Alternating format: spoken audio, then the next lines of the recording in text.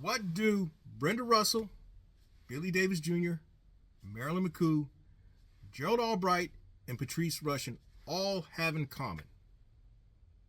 I'll answer that question on this segment of The Gig Geezer.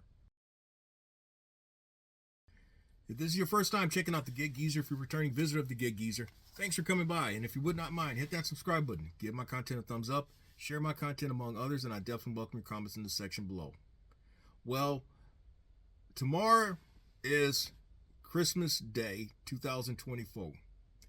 And the aforementioned names of what they all have in common is that they are all appearing on my next, what could be a live stream or just my next upload. Now, Billy Davis, Marilyn McCoo, Brenda Russell, Gerald Albright, and Patrice Rushen all appeared on a podcast that I once hosted back between 2009 and 2010 on the Blog Talk Radio platform. And I've actually mentioned these names, and I've mentioned about my hosting a Blog Talk Radio podcast or show earlier, or I'm speaking installments, but also in various Gig Geezer segments. And so what I've done is put together a special show for your listening pleasure and partially for your viewing pleasure. These people who contributed to instant classics of mine from 15 years ago. Now, before I get further into sharing a little bit of information about these guests on my show, I do want to update you on what's going on in the Gig Geezer's delivery and transport operations. Now, in this segment of the Gig Geezer, this was my last individual segment that I'd put out. It documented my driving from South Carolina to Dallas, in which I delivered sensitive medical equipment. But the big thing from that is that I earned $2,750 in doing so. In this video, or this installment, or this live stream, my invited guest was fellow content creator and gig economy worker Hannibal is Hungry. He was my last guest on my last I'm Speaking live stream.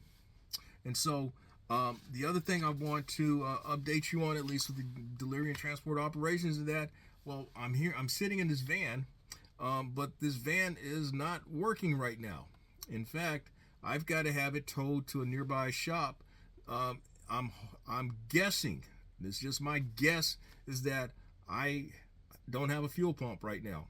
The fuel pump went out because and sometimes you don't find out about other issues with your vehicle until you've actually worked on something else. And in this case, recently, I replaced this fuel injector, and when I tried to start it back up, and it just was struggling to get gas. It seemed as if it was struggling to get gas to the engine. And in the process of trying to start up, I also discovered that I lost a battery, in that the battery did not have sufficient cold crank capacity, so I had to replace the battery. But even after replacing the battery, the van wouldn't start. And so, in going over some possibilities from personal experience, it seems as if the fuel pump isn't working. Now, in my personal experience, as I'm kind of alluding to, I have replaced a fuel pump. Fuel pumps are normally located at the top of a fuel tank, and depending on how much gas is in the fuel tank, that's a little bit of work there. But I don't have the space really, or I'm in a position of positioning the van or having that correct leverage to drop the fuel tank in this van. And so I'm gonna have to take it to the shop. And I'll also say this much too, from having had previous experience messing with a fuel pump, that's something I'll just take the L and pay somebody else to do that work. Back to my next I'm Speaking And by the way, if you like the content that's been provided in this segment of the Gig Geezer and any other segment of the Gig Geezer, hit that subscribe button, give my content a thumbs up, share my content among others, and I definitely welcome your comments in the section below. Now, Brenda Russell was my first big guest on my podcast back in 2009. And I just happened to take a chance by browsing her website and going through, you go through a person's website and it had a contact section, and I contacted her people. And I was very much surprised when I was contacted by her people, and she said she'd agree to appear on my podcast. In fact, it was you gotta understand, back in 2009, this is kind of a relatively new thing where people were not just sitting down with someone with a microphone in front of them. They're actually interacting with somebody live by social media. And at that time, Facebook was still relatively new. Twitter was relatively new. YouTube was not yet a part of Google. And then there was MySpace. So you had all these newer things that were out there. And so about 2009, 2010, you start seeing people, performers, entertainers, taking to the new media from that time and agreeing to make appearances because, number one, all attention is good attention, really, and it keeps them relevant in people's minds. So what are some things I can say about Brenda Russell? She's known as a keyboardist. She's known as a singer. She's known as a songwriter, and also she has some other musical chops about her as well. As a songwriter, a few songs that people may know from that they've heard on the radio over the decades, over the years.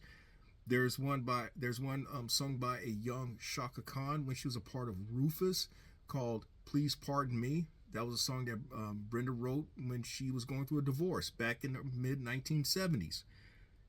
In the mid 1980s, she penned a song called "If Only for One Night," and that was a big hit by the late Luther Vandross. The next big song that people heard was one titled "Get Here." Most people think that Oleta Adams put together that song. No, it was written by Brenda Russell. And then one of the last big hits one of the last hit songs performed by the late Donna Summer, a song titled "Dinner with Gershwin." Now, some of the individual songs or duets that Miss Brenda Russell is a part of, a song called "So Good, So Right," "Piano in the Dark," that was her biggest charting song, and "When I Give My Love to You," a duet with Michael Franks. Billy Davis Jr., Marilyn McCoo. Now here's a little history behind this. My wife at the time, my ex, happened to notice Billy and Marilyn on a Christian broadcasting show. Actually, it was on TBN, Trinity Broadcast Network. And she pointed them out to me and she said, "Hey, why don't you try to get them on your show?" And I'm like, that's Billy Davis and Marilyn McCoo. They ain't gonna want to appear on somebody's show like mine. I'm nobody. I'm nobody. She said, give it a shot. You never know. Well, I did. I listened to her, and I did. And I reached out to their people, and to my surprise, they agreed to appear on my show. This was September 2009. Actually, the actual date was September 30, 2009, which is Marilyn's birthday. And at the time, Billy and Marilyn were celebrating their 40th wedding anniversary. So that was an instant classic, definitely an instant classic. And I made public acknowledgement how listening to my ex at the time led to them appearing on my show. The next guest, Gerald Albright. Gerald Albright is someone whom I can identify with on a more personal basis. But Gerald Albright, that was also another instant classic. Gerald is a 9-time Grammy-nominated sax player. His daughter Selena is a singer and has made her mark in the music world. Gerald has performed with the likes of Jeff Lorber, my high school classmate David Cause, Angela Winbush, Anita Baker, Phil Collins. In fact, Gerald Albright is also known for performing credits on Patrice Rushen's biggest charting song, "Forget Me Nots." If you remember that song, 1982, Gerald played the he played tenor sax on that song. In fact, Gerald and Patrice attended the same high school, and also Miss Patrice Rushen. I just mentioned her. Before there was Sheila E., before there was Alicia Keys, before there was her, before there was Esperanza Spalding. What they all have in common is that they all are female band leaders who are known for not only their musical and vocal talent, they also are known as the creative force behind their bands. Well, before them, there was Patrice Rushen.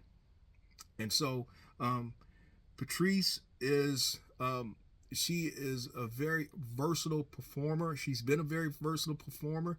She also knows music in ways that most people will never fathom to know music, in that she teaches it at the college level. She's been a professor of music at the Berklee College of Music and at the music and also at USC in California. And so she's also been a musical director for some major musical events like the Grammys and the Emmy Awards. And she's also been a musical director for Janet Jackson, in addition to being an individual performer. And one other thing I'm going to throw out there, Patrice is one of the few people to have appeared on Soul Train as one of the dancers in the audience, and also as a performer. The other people that come to mind were the members of the group Shalimar, namely Jody Watley and Howard Hewitt. So that's all I have to share in this particular segment of the Gig Geezer. Look for either me dropping this segment of I'm Speaking, or it may be a live stream itself. I've not yet decided what I'm going to do, but it will be appearing tomorrow, Christmas Day. I may just release it at 9 o'clock because that is the normal time of I'm Speaking, and hopefully you'll be checking it out. And with that, if you like the content that's been provided in this segment of the Gig Geezer or in any other segment, hit that subscribe button, give my content a thumbs up, share my content among others, and I definitely welcome your comments in the section below. I'm Inwood Lane. As always, may your grind and may your hustle continue.